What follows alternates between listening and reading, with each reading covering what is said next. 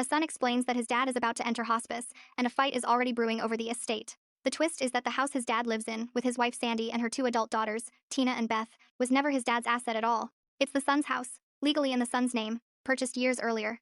7 years ago, after the narrator's mom died, his dad spiraled, he lost his job, fell behind on rent, and was evicted. With no one else to turn to, the narrator stepped in and bought a modest house so his dad would have stability.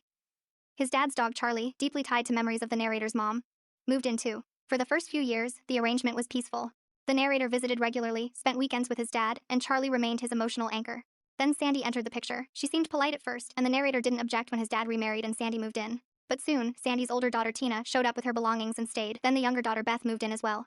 The home slowly stopped feeling like the dad's sanctuary and started feeling like Sandy's territory, with the daughters acting increasingly entitled. The conflict intensified around Charlie. Beth claimed the elderly dog made her feel unsafe. Even though Charlie was old and harmless, Sandy backed Beth and pushed the idea of rehoming him, treating Charlie like disposable clutter. The narrator saw how crushed his dad was, so he took Charlie to live with him instead, protecting the dog and relieving his dad from constant arguing. Even after that, Sandy and the daughters complained whenever Charlie visited, eventually demanding the narrator stop bringing him at all. The narrator refused, seeing it as another control move designed to erase his dad's past. As the dad's health declined and hospice approached, the narrator could sense Sandy and her daughters positioning themselves to take over once his dad was gone. After an emotional final visit where Charlie curled up beside his dad and brought him genuine comfort, the narrator decided to stop tiptoeing.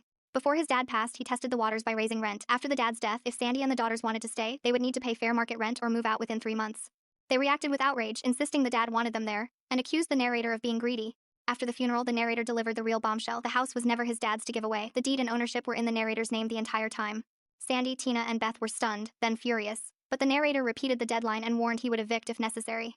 Sandy tried one last move, filing a lawsuit claiming she'd been promised the house as the widow and seeking rights or compensation. In court, the narrator's lawyer presented the deed and records. With no will or written agreement supporting Sandy's claim, the judge ruled against her and ordered them to leave, giving a final 2-week deadline before eviction. They moved out, disappeared from his life, and the narrator finally had his house back, along with the certainty that Sandy never owned what she was trying to take.